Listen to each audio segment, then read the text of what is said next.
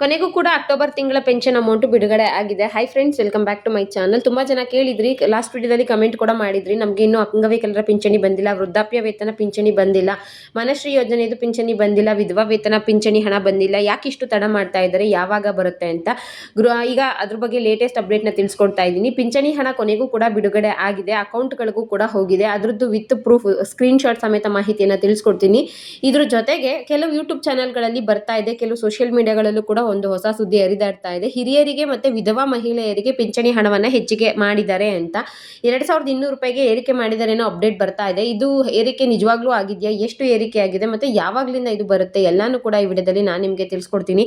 ನೀವೇನಾದ್ರೂ first time ನನ್ನ channel ನೋಡ್ತಿದ್ದೀರಾ ಅಥವಾ ಇಲ್ಲಿವರೆಗೂ ಸಬ್ಸ್ಕ್ರೈಬ್ ಮಾಡ್ಕೊಂಡಿಲ್ವಾ, ಮಿಸ್ ಮಾಡದೆ ಸಬ್ಸ್ಕ್ರೈಬ್ ಮಾಡ್ಕೊಳ್ಳಿ. ಮುಂದೆ ಏನೇ ವಿಡಿಯೋ ಹಾಕಿದ್ರು ನೋಟಿಫಿಕೇಶನ್ ಬರುತ್ತೆ. ಹಾಗೆ ನಿಮಗೆ ಒಂದಷ್ಟು ಒಳ್ಳೆ ಮಾಹಿತಿಗಳು ಕೂಡ, ನಿಜವಾದ ಮಾಹಿತಿ, ನಿಖರವಾದ ಮಾಹಿತಿಗಳು ಕೂಡ ಸಿಗ್ತಾ ಹೋಗುತ್ತೆ.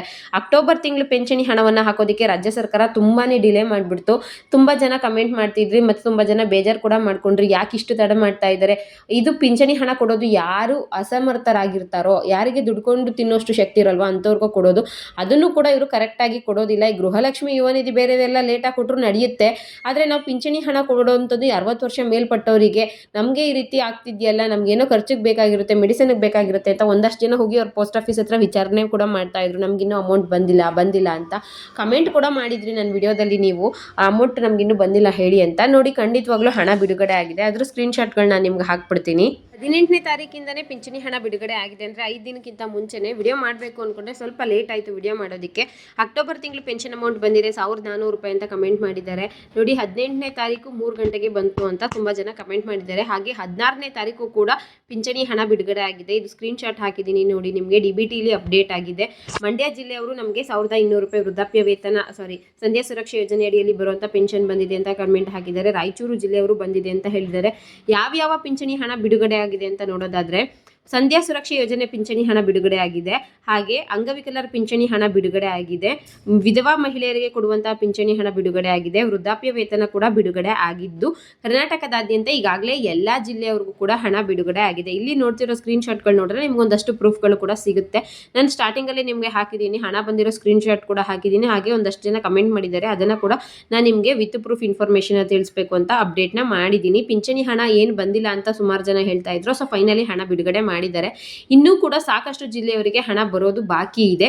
ವಿತಿನ್ 3-4 ಡೇಸ್ ಅಲ್ಲಿ ನಿಮ್ಮ ಖಾತೆಗಳಿಗೆ ಹಣ ಬರುತ್ತೆ. 16ನೇ ತಾರೀಕು ಸ್ವಲ್ಪ ಜನಕ್ಕೆ ಹಾಕಿದ್ಮೇಲೆ ಮತ್ತೆ 17ನೇ ತಾರೀಕು ಗ್ಯಾಪ್ ಆಯಿತು, ಅವಾಗ ಯಾರಿಗೂ ಅಮೌಂಟ್ ಹೋಗಿಲ್ಲ. ಮತ್ತೆ 18ನೇ ತಾರೀಕಿಂದ ಅಮೌಂಟ್ನ ಬಿಡುಗಡೆ ಮಾಡಿದ್ದಾರೆ. ನಿನ್ನೆ ಮೊನ್ನೆ ಕೂಡ ಸಾಕಷ್ಟು ಜನ ಪಿಂಚಣಿದಾರರಿಗೆ ಪಿಂಚಣಿ ಹಣ ಬಂದಿದೆ. ಮನಸ್ವಿನಿ ಯೋಜನೆಯ ಪಿಂಚಣಿ ಹಣ ಬಂದಿಲ್ಲ ಅಂತ ಸುಮಾರು ಜನ ಕಮೆಂಟ್ ಕೂಡ ಮಾಡ್ತಾ ಇದ್ದಾರೆ. ನಿಮ್ಗೆ ಯಾರಿಗಾದ್ರೂ ಪಿಂಚಣಿ ಹಣ ಬಂದಿತ್ತು ಅಂದ್ರೆ ದಯವಿಟ್ಟು ಕಮೆಂಟ್ ಅಲ್ಲಿ ತಿಳಿಸಿ, ಮತ್ತೆ ಯಾವ ಪಿಂಚಣಿ ಹಣವನ್ನ ಅಂತ ಕೂಡ ಕಮೆಂಟ್ ಅಲ್ಲಿ ತಿಳಿಸಿ. ಅಕ್ಟೋಬರ್ ತಿಂಗಳದ್ದು ಸ್ವಲ್ಪ ಲೇಟ್ ಆದ್ರೂ ಕೂಡ 16ನೇ ತಾರೀಕು ಮೇಲೆ ಪಿಂಚಣಿ ಹಣವನ್ನ ಬಿಡುಗಡೆ ಮಾಡಿದ್ದಾರೆ. ಓಕೆನಾ. ಇನ್ನು ನೆಕ್ಸ್ಟ್ ವಿಚಾರ ಬಂದು, ಕೆಲವು ಯೂಟ್ಯೂಬ್ ಚಾನಲ್ಗಳಲ್ಲಿ ಹೇಳ್ತಾ ಇದ್ದಾರೆ ಪಿಂಚಣಿ ಹಣವನ್ನು ಏರಿಕೆ ಮಾಡಿದ್ದಾರೆ. ಮುಖ್ಯವಾಗಿ ವಿಧವಾ ವೇತನ ಏನು ಬರ್ತಾ ಇದೆ ಅದು, ಮತ್ತು 60 ವರ್ಷ ಮೇಲ್ಪಟ್ಟವರು ಕೊಡುವಂಥ ವೃದ್ಧಾಪ್ಯ ವೇತನವನ್ನು ಜಾಸ್ತಿ ಮಾಡಿದ್ದಾರೆ ಅಂತ. ಎಷ್ಟೆಷ್ಟು ಜಾಸ್ತಿ ಮಾಡಿದ್ದಾರೆ ಅಂತ ಹೇಳಿದ್ರೆ, ಕೆಲವರಂತೂ 20,000 ರೂಪಾಯಿ ಜಾಸ್ತಿ ಮಾಡಿದರೆ, ಕೆಲವರು 2,500 ರೂಪಾಯಿ, 3,000 ರೂಪಾಯಿ, 6,000 ರೂಪಾಯಿ, 9,000 ರೂಪಾಯಿ ಕೂಡ ಜಾಸ್ತಿ ಮಾಡಿದ್ದಾರೆ. ಬಟ್ ನನ್ನ ಇನ್ಫಾರ್ಮೇಷನ್, ನನಗೆ ಸಿಕ್ಕಿರೋ ಮಾಹಿತಿ ಪ್ರಕಾರ, ನನ್ನ ಪ್ರೀವಿಯಸ್ ವಿಡಿಯೋಗಳನ್ನ ನೀವು ಅಬ್ಸರ್ವ್ ಮಾಡಿರ್ಬೋದು, ವಿತ್ ಪ್ರೂಫೇ ನಾನು ಇನ್ಫಾರ್ಮೇಷನ್ ತಿಳಿಸ್ಕೊಟ್ಟಿದ್ದೀನಿ. ಹಾಗೆ ತುಂಬ ದಿನ ಆಯಿತು ವಿಡಿಯೋಗಳು ಮಾಡಿ. ಹೊಸ ಅಪ್ಡೇಟ್ ಏನಾದರೂ ಇದೆಯಾ, ಪಿಂಚಣಿ ಹಣವನ್ನು ಜಾಸ್ತಿ ಮಾಡಿದ್ದಾರಾ ಅಂತ ನೋಡೋದಾದರೆ, ಫಸ್ಟ್ ನಾನು ಓಪನ್ ಮಾಡಿದ್ದೆ ಯೂಟ್ಯೂಬಲ್ಲಿ ನೋಡಿದ್ರೆ ಎಲ್ಲ ಯೂಟ್ಯೂಬ್ ಚಾನಲ್ಗಳಲ್ಲೂ ಕೂಡ ಪಿಂಚಣಿ ಹಣವನ್ನು ಜಾಸ್ತಿ ಮಾಡಿದ್ದಾರೆ.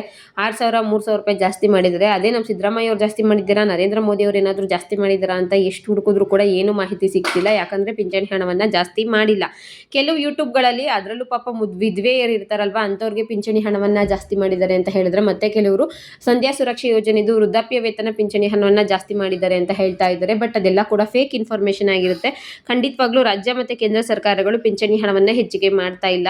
ಆದರೆ ಸರ್ಕಾರಿ ನೌಕರಿಗಳನ್ನು ಪಡೆತಾ ಇದ್ರಂತಲ್ವಾ, ಅಂಥವರಿಗೆ ಸ್ವಲ್ಪ ಪಿಂಚಣಿ ಹಣದಲ್ಲಿ ಸ್ವಲ್ಪ ಏನೋ ಬದಲಾವಣೆಯನ್ನು ಮಾಡ್ಕೊಂಡಿದ್ದಾರೆ. EPF ಪಿಂಚಣಿಯನ್ನ ಪಡ್ಕೊತಾ ಇರೋಂಥವರಿಗೆ. ಹಾಗೆ 7ನೇ ವೇತನ ಆಯೋಗ ಅದು ಕೂಡ ಬಿಡುಗಡೆ ಮಾಡಿದ್ದಾರೆ. ಅದಕ್ಕೂ ಮತ್ತೆ ನಮ್ಮ ರಾಜ್ಯ ಸರ್ಕಾರದ ಕಡೆಯಿಂದ ಬರುವಂತಹ ಇಂದಿರಾ ಗಾಂಧಿ ಆಗಿರಬಹುದು, ಕೇಂದ್ರ ಸರ್ಕಾರದಿಂದ ಬರ್ತಿರುವಂತಹ ಪಿಂಚಣಿಗೂ ಯಾವುದೇ ರೀತಿಯ ಸಂಬಂಧಗಳು ಇರೋದಿಲ್ಲ ಒಂದಕ್ಕೊಂದು.